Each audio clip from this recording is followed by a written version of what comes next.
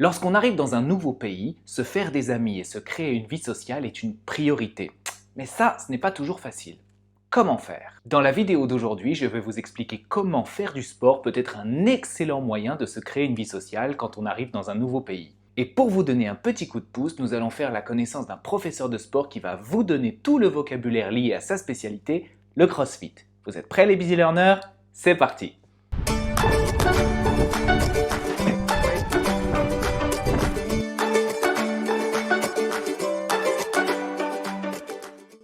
Bonjour à tous et bienvenue sur la chaîne d'Expatlang, la chaîne dédiée aux personnes qui apprennent le français pour s'installer en France ou tout simplement pour découvrir la culture française. Moi c'est Jean-Baptiste et je suis professeur de français. Pour se créer une vie sociale dans votre nouvel environnement, que ce soit un nouveau pays, une nouvelle ville ou un nouveau village, il faut avant tout commencer par faire des choses qui vous plaisent. En effet, commencer une nouvelle vie dans un nouveau pays demande beaucoup d'énergie. De nouveaux amis, un nouveau travail, un nouvel environnement. Il y a des jours avec, des jours sans, parfois on a l'énergie, parfois on l'a pas, c'est un véritable ascenseur émotionnel. Pour éviter tous ces problèmes, on a parfois envie de se retrouver dans un environnement familier. Et rien de mieux que de vous inscrire dans une association, un club ou un atelier qui propose une activité qui vous passionne. De cette manière, vous pouvez mettre un premier pied dans la vie locale, tout en gardant l'autre dans un environnement familier. Mais le plus important pour garantir le succès, c'est la régularité. Si vous fréquentez un lieu régulièrement, vous aurez tout le temps de développer des amitiés solides. Avant de continuer, je vous invite à vous abonner à la chaîne et à activer les notifications pour ne pas manquer les prochaines vidéos. Parmi toutes les activités auxquelles vous pouvez vous inscrire, le sport est évidemment un incontournable. Et justement, aujourd'hui, nous allons rencontrer Cyril qui tient une salle de CrossFit à Marseille. Vous allez découvrir tout le vocabulaire lié à ce sport pour, pourquoi pas, vous y inscrire dès votre arrivée en France. Attention, dans la vidéo d'aujourd'hui, vous allez assister à une conversation en français rapide entre deux locuteurs natifs et vous allez entendre du français tel qu'il est parlé par les Français. Si vous trouvez que nous parlons trop rapidement, vous pouvez ralentir la vitesse de lecture dans les paramètres de YouTube. Et à tout moment, s'il y a des mots que vous ne comprenez pas, vous pouvez activer les sous-titres, ils sont disponibles en plusieurs langues. Par ailleurs, j'ai créé une vidéo pour vous aider à comprendre les vidéos en français rapide. Vous pouvez voir cette vidéo en cliquant sur le lien qui apparaît à l'écran. On part donc tout de suite retrouver Cyril à la salle Emdal CrossFit à Marseille.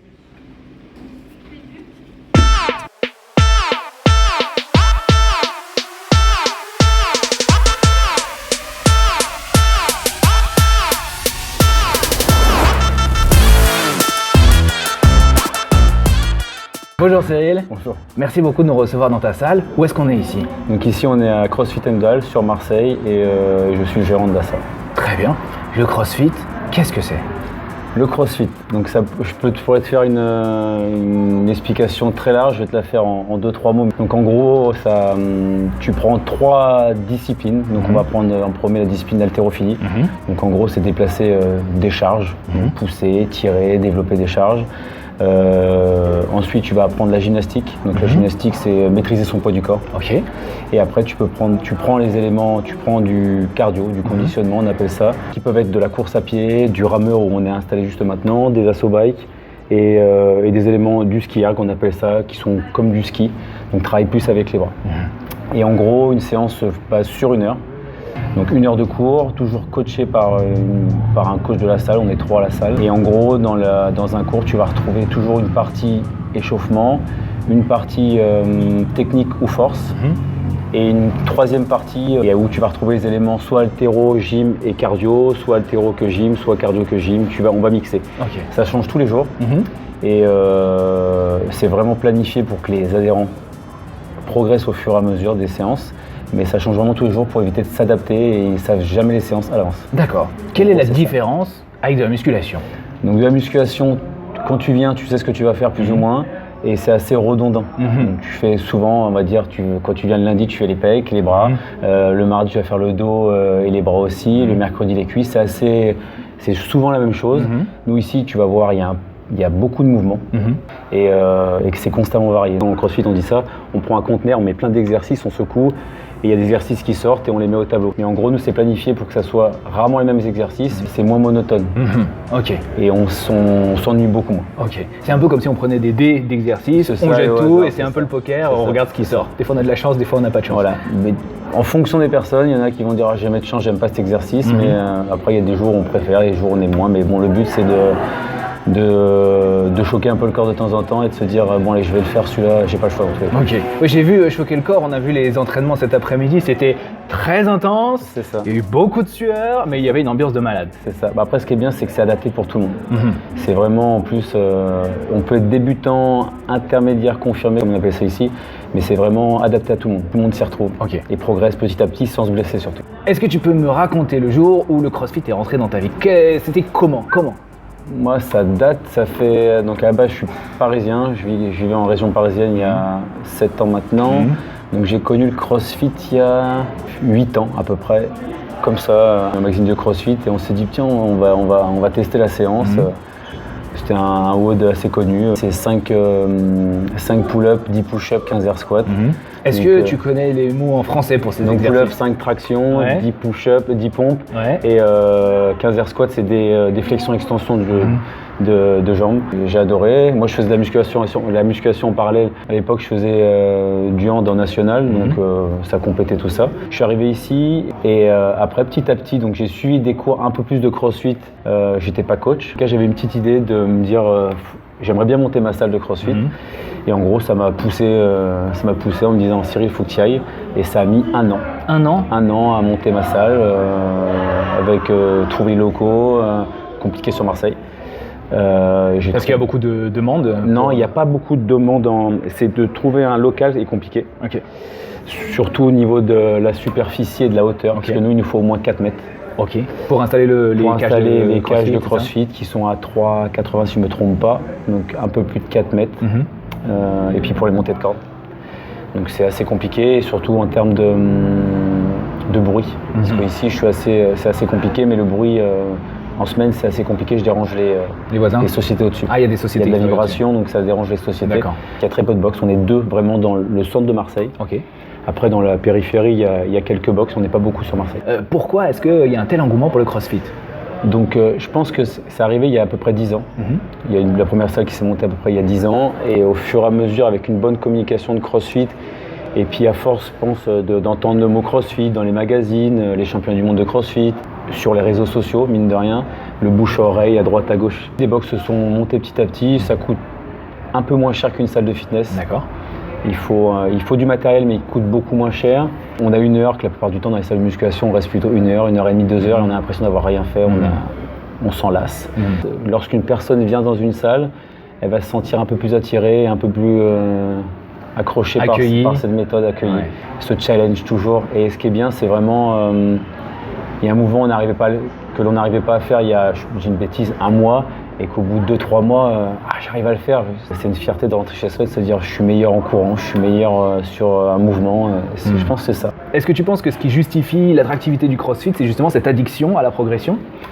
Donc oui, je pense qu'il y a une addiction, le fait de se dire au début je vais venir 1 à 2 fois par semaine, et à force on aime tellement ça, même si c'est dur, on devient addict à ça. On arrive à venir 2, 3, 4 fois. Nous on explique aux personnes, venez pas trop souvent non plus. Venez C'est quoi l'idéal? 4 fois, c'est lundi, mardi, mercredi repos, jeudi, vendredi, pourquoi pas les WOD Team du samedi, c'est bien, mais ça fait beaucoup. Ça fait quand même 5 fois Parce par que semaine. si, ça fait quand même 5 fois par semaine, mais c'est tellement intensif certaines journées, on finit, on est vraiment fatigué. Donc, Oui, j'ai vu tout à l'heure, il y a des gens qui étaient en nage, oui, c'est ils ça, étaient vraiment on est fatigué sur le coup, lessivés. on est lessivé. Et c'est incroyable parce qu'on voit des gens bonheur. qui sont super costauds, on les voit, ils sont énormes, ils sont baraques, et on les voit souffrir. Après, c'est pas parce qu'on est costaud qu'on va être très fort. Il y a des personnes qui sont plutôt fines, mais très costauds et très fortes. On n'imagine même pas.